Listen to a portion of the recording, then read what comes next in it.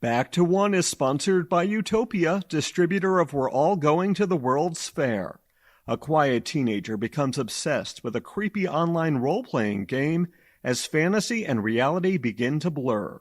An official selection of the 2021 Sundance Film Festival, IndieWire called We're All Going to the World's Fair an auspicious, wildly smart narrative feature debut. Opening theatrically in New York City April 15th at BAM and Quad Cinema, before expanding to theaters nationwide and on digital platforms April 22nd. For tickets, visit we'reallgoingtotheworldsfair.com. There's a thing that I was always told very early on, which is beautiful, which is strive to have an ordinary life and an extraordinary career, which is what I've kind of learning to do. And if you do that, then when you're on set, the job of acting isn't fulfilling any of your own personal egotistical needs. You do that in life with your family, with your kids, with your partner, and you just go to work and think the thoughts of somebody else. Filmmaker Magazine presents Back to One with Peter Rinaldi. Eddie Marsan is an actor. He sat down with me in cyberspace to talk about the work.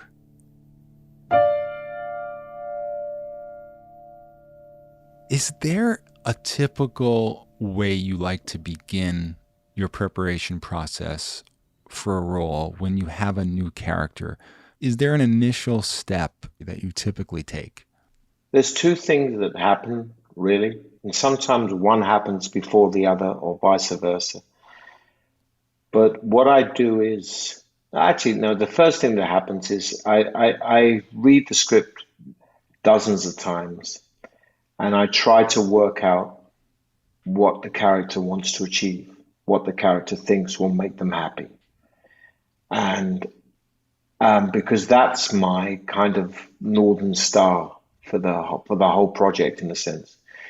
It stops me acting. If it gives me a point of reference. If you're always trying to achieve something that the character wants to achieve, then you as a human being are not trying to achieve admiration from the audience or fame or success or anything.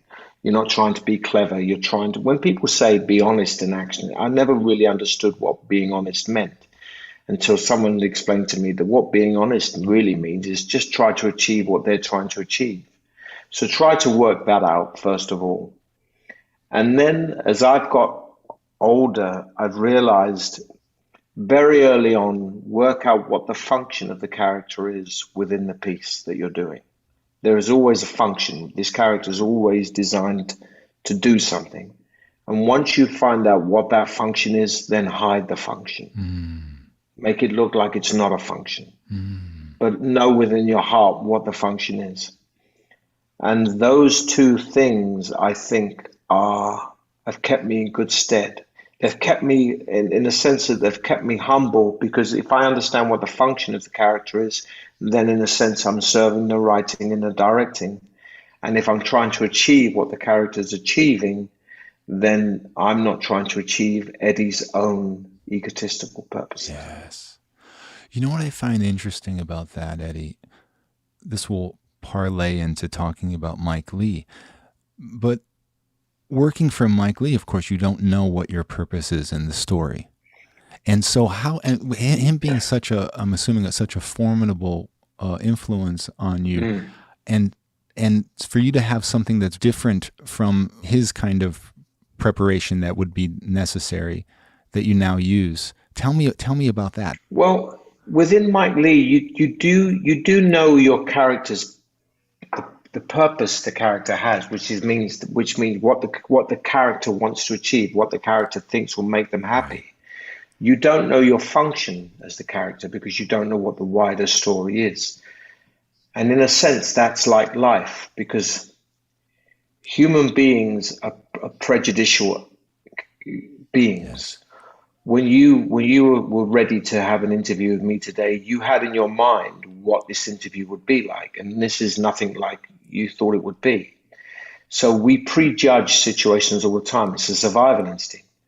So what you do as an actor to create a character is you work out what they're trying to achieve and what the obstacles to that purpose is, and that may be exterior obstacles like within the physical world, or there may be psychological obstacles within the character themselves.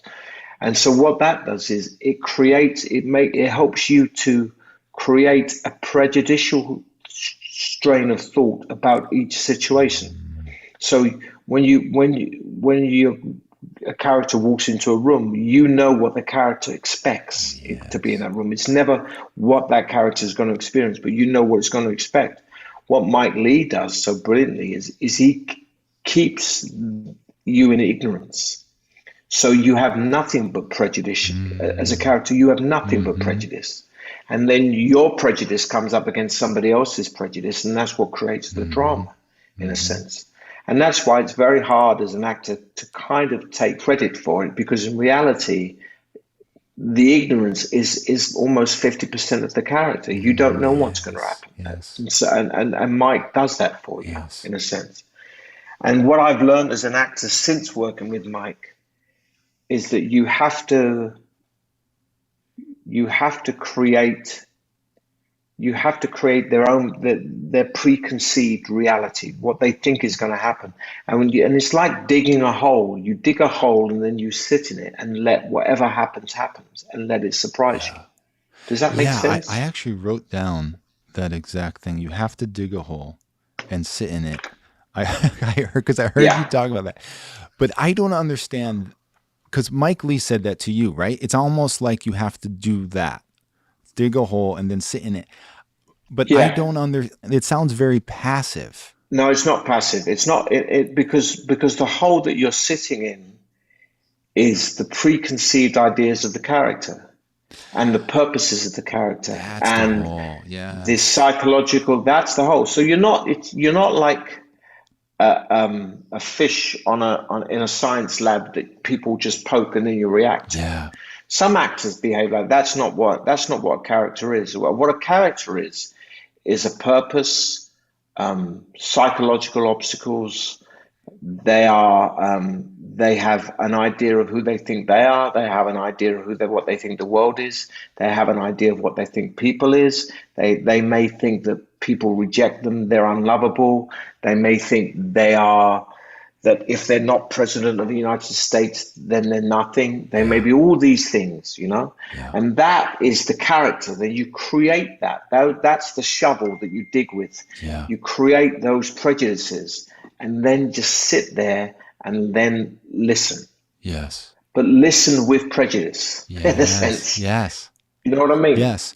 So in a sense, you're saying that, and this goes for everything. Like, I have a prejudice about what my wife is going to be like when I get home. I mean, it's not just about people you don't know. It's every single situation. And so what we're watching as an audience is basically the process of your prejudices falling away because of the reality, right? Exactly. Yeah. Exactly. Yeah. That is the energy kind of that's at play that you're working in. Yes. And that can get you out of every trouble. I mean, if you just stick to that, you won't have trouble in the scene. In other words, if you know, because there's always going to be the things that you think are going to happen and how they don't happen. Yes, be surprised. You remember to forget. Yes. You forget, and what you do, you program prejudices. I think this is going to happen. I think that, and you allow yourself to be surprised. And also, as an actor, what you're doing is you're not imposing that character on that other actor. The worst thing an actor can do on film is say to another actor, I need you to do this because I'm going to do this. That's not what it is about. Yes. I expect you to do this, but you do what the hell you want to do. And and the more you surprise me, the better my performance will be. Yes. So, I actually had Mike Leigh on once because I really wanted to know what his reasonings were. And I think that this is a good time to ask you about this. I mean, wouldn't it make more sense to film that elaborate, like, for instance, that 15-hour rehearsal you guys did for Vera Drake? Wouldn't you want to actually have captured that initial prejudice is going away, instead of having to then reenact that later for the camera? Aren't you missing something? How do you feel about that as an actor? No, I don't think that would be a good idea, because what Mike does is he will devise a 15-hour improvisation of Vera Drake, and we will all go into that and invest in that, and then, but what human beings do naturally, what our subconscious does, because of the chaos of existence in life in general, we create narrative. Narrative doesn't actually exist. We create narrative retrospectively in order to make sense of life. So if you film that, you interrupt that process. What Mike will do will allow you to go into that and be lost in it and come away. And then your brain picks out the milestones of it which create the narrative.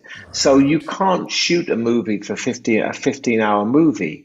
So Mike will make that 15-hour sequence into a 2 or 3 or 4 minute sequence. Yeah. And the way he does that is he encourages everybody who's collectively involved in it to allow their brains to narratively pick out the milestones that we need. And then you put those milestones in. When we did Happy Go Lucky, Sally and I used to go for hours on driving lessons. But each scene was about 5 minutes in the film. Right. Because Mike would say, do you remember when you said this 2 hours ago? And I say, well, let's cut everything else out and say that and then go straight to that. Right. And so it's artificial. Right. It's art. Right. And there's nothing to be ashamed of in that. And it's encouraging all of us to create a narrative. Yes. Because human beings always create narrative. Do you know what I mean? Yes. And it's actually more respectful to the acting process, not to feel like something is lost that you didn't film those 3-hour driving things. Yes. Right? Because Yes. there's a process that's going to happen after that engages you in the narrative process. Yes, Stanislavski called it modeling. You create a character, and then one of the final stages is modeling, which Michael Chekhov was brilliant at, apparently was the best at, which is basically you work out the golden rule within acting, especially within acting is film, is everything should be seen, but nothing should be shown. And that's what that does. It allows you to show everything. Now it allows the audience to see everything, but you're not showing everything. You're modeling it. You're working out what the function is, and then hiding the function.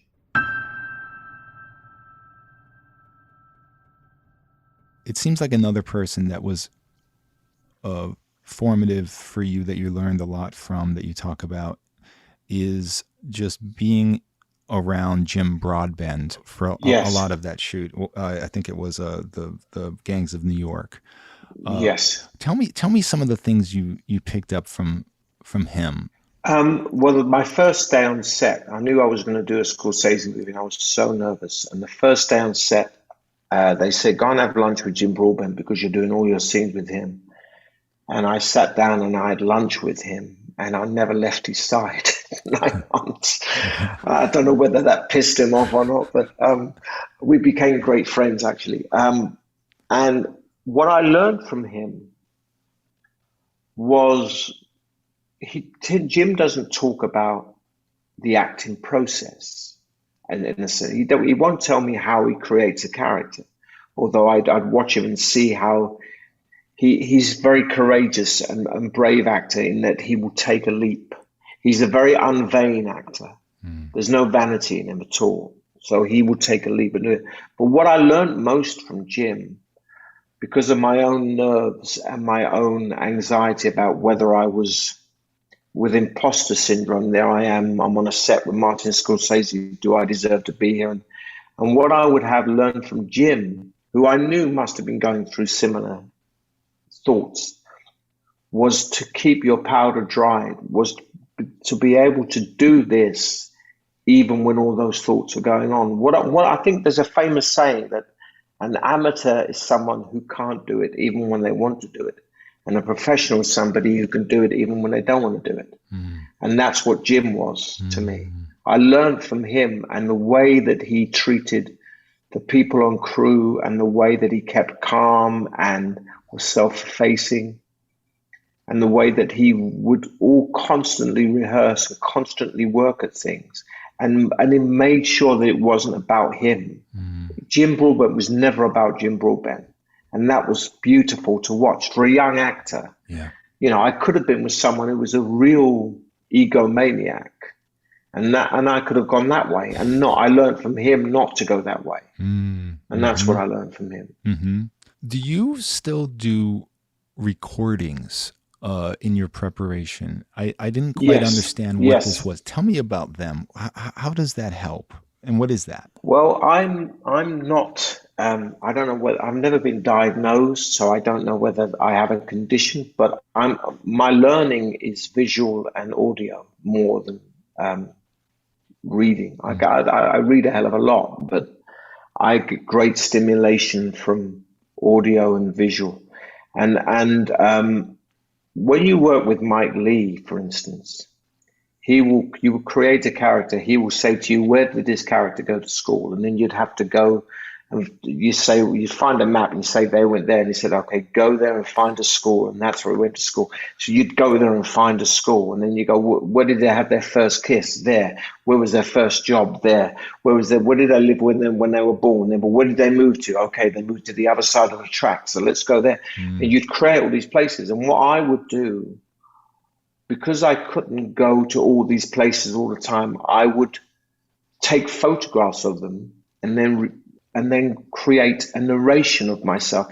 But there's this thing that I learned from this Russian acting teacher called Sam Kogan, who was a student at the Moscow Arts Theatre. And what he described was this idea of what you call active imagination. And I'll describe active imagination for you. Passive imagination is one of the worst imaginations an actor can have. For instance, if an actor's playing Hamlet and he has a memory of going riding with his father the day before his father died. Now, a bad actor, that memory will be a vision of a little Hamlet and his father on a hill. It's like watching a movie of it. Now, what a brilliant actor will do will feel the horse underneath him, feel himself sitting in the saddle, feel the wind hit. He won't see himself. He will be actively in that memory. Do you understand what I mean? And that's called active imagination. And so what I would do was record things where I would say, my home, my grandmother, where I went to school, the cold, the school dinner, the school lunches, which was horrible, the taste of the school dinner, the record I was listening to in my bedroom. And I would create all these things to create active imagination, to create a subconscious, so that when I went on the film set, that subconscious was already there. That prejudice was already created. That's how I do it. I still use it. I used it a lot for Terry Donovan, and I used it a lot. I just did a thing for British television, and I've used it called The Thief, His Wife and the Canoe, and I just did a lot for that as well. So, speaking of Terry and Ray Donovan, that's a role you've played over many years. So it's interesting talking to you about, because you worked with Mike Leigh and can build a character so incredibly, like you're just saying, where you're literally going to all of these places in the character's backstory. You're knowing every story about this person. But now you did this show for many years, and you know this character in a different way over years. Can you just talk a little bit about that kind of knowledge of a character and how that changes the performance? Well, I was surprised when I played Terry Donovan how similar it was to doing a Mike Leigh film. Because you become the character so much, and you have the personal history of the character and the psychology of the character and the subconscious of the character is so embedded in you, like a Mike Leigh film. With Mike Leigh, you would rehearse for 6 months before you shoot. with Terry Donovan, you've done 6 seasons, and then you come. It's a similar kind of level. Yeah. The other thing that surprised me in a pleasant way, because I had a trepidation about it at first, was how cyclical the relationship between the actor and the writing room is. So the writers create this idea of a character called Terry Donovan, and then you do the first season, and by the end of about halfway through the first season, towards the end of the beginning of the second season, the writers then start to write based on your performance, on what you're bringing in. Mm-hmm. So you're not just creating a character that's kind of like on network television where you've got to say these lines in this way. Where they are creating a character based on your input as well. Yeah. So by the time you get to the third or fourth season, the reciprocal nature and the collaboration between the writers and the actor is so blurred. And also you have to understand, the other thing is we took great responsibility with the Parkinson's. So every season we would sit down and work out what the symptoms were, what treatment were, what the side effects of the treatment was, so that we would create a character together. I mean, Paul Newman said that acting is a collaborative and an interpretive art form, and I've never known it more so than with creating Ray Donovan. Terry Donovan wasn't just my creation. It was the creation of everybody, the writers, the cinematographer, everybody. So that was one of the pleasant surprises of doing Ray Donovan. I think also because the nature of Ray Donovan, and I think mainly because of Liev and David Hollander, we wanted to make something that wasn't superficial. We didn't want to do a film just about a Hollywood fixer. We wanted to do a film about inarticulate men dealing with trauma, and that's what we did. Yes. So what things do you need, particularly on the set, from a director in order to bring out the best in you? One of the things I find most difficult is when a director has already pre-planned shots. So he tells me where I'm going to sit and where I'm going to look, and that I think is a false economy, because whenever a director does that, you always takes much longer than they expected, because actors are creating characters. They're human beings. We're trying to create a subconscious. We're trying to deal with things spontaneously. And if you have set up the whole day predicting that an actor will do this certain thing at this certain time in this certain way, and he doesn't do it that way, you've got to change everything. And what Mike Leigh would do, what I learned from Mike Leigh, he would have a shot list, say, I need a wide, I need a mid shot, and I need singles. And he knew that's what he needed. And then he would get the actors in and rehearse the scene, and then come in with the DOP. And then they would work out, well, there's my wide, and I can get a great single here, and I can get a mid shot there. And they would allow the actors to do what they did. And Dick Pope, who was Mike Leigh's DOP, would always suggest to me, Eddie, if you slightly move that way, he would sell me suggestions like he was selling me stolen watches. He would open it and say, look, I've got a great shot. If you just come around here, mate, you're going to look blind in there. Do that. And as an actor, he seduces you. The worst thing that a director can do and a DOP can do is dictate to actors. Because then you're going to get a performance based on the camera angles, and it's not a great performance. Yes. In this new movie, The Contractor, you tell a story. Your character tells a story, and yes, I watched it twice, Eddie. I mean, I was trying to figure out why this is so affecting. Do you have a technique for, I mean, it seems so simple. Like what you were doing was so simple. You weren't You weren't, how sometimes people are bad storytellers. They're like, they're a little too big, and they know how great Yeah, their yeah, yeah, story yeah. is, and they're a little, and it ends up not being a great story because they're playing it too hard or something like that. You had me in the palm of your hands, and it wasn't. I was trying to like break apart. Like, why? It's all goes back to what's the purpose of telling the story? Why is he in that room at that table, sitting down, telling that story? These are two men who've left their families behind, who are lonely, vulnerable, um, probably suffering from incredible PTSD or anxiety. And he sits down with this guy, and what he wants to do is connect. He wants to belong. In many ways, he wants to be loved or cared for, be understood.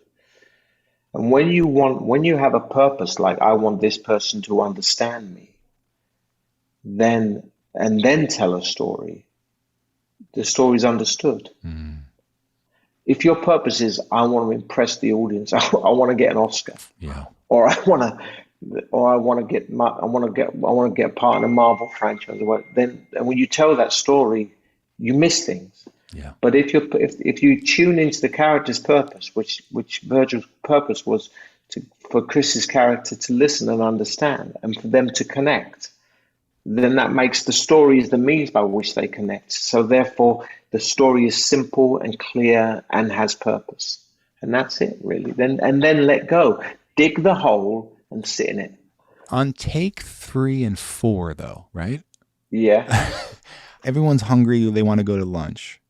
How do you stay in that hole? Like, how do you stay focused? Because you're creating a medium-term purpose. And with frequent repetitive thinking, it becomes subconscious. So you tune back into it. So you focus back into it. You're creating a purpose through thinking about it. So when you go back to it, and also one of the techniques you learn with Shakespeare is that this is very technical, but you work out when you start a sentence, what the final word of that sentence you expect it to be. Like when I said that, I knew I was going to say be. So you kind of go to that, and then you go for be, and and everything else is the thought. And you kind of do that with the point of reference of the purpose. You do that with the dialogue.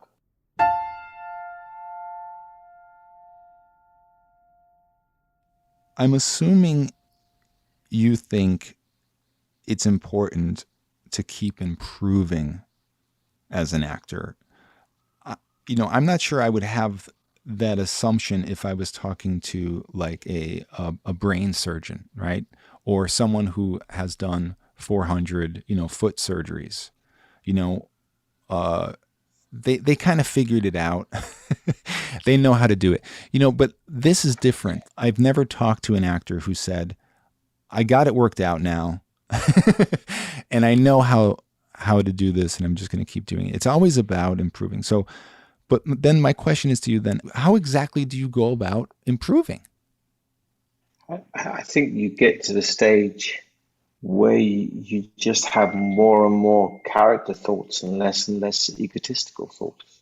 I think that's it, basically. The more my thoughts are the character's thoughts, and also the more spontaneous those thoughts are, the more I created a subconscious that is the character's subconscious.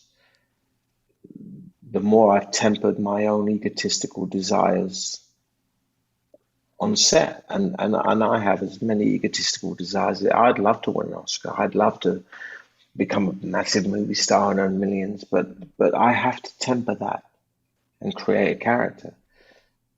And the more secure I suppose I am in my life, the more it's actually having a wife and 4 kids is a big help to me. There's a thing that I was always told very early on, which is beautiful, which is strive to have an ordinary life and an extraordinary career, which is what I've kind of learning to do.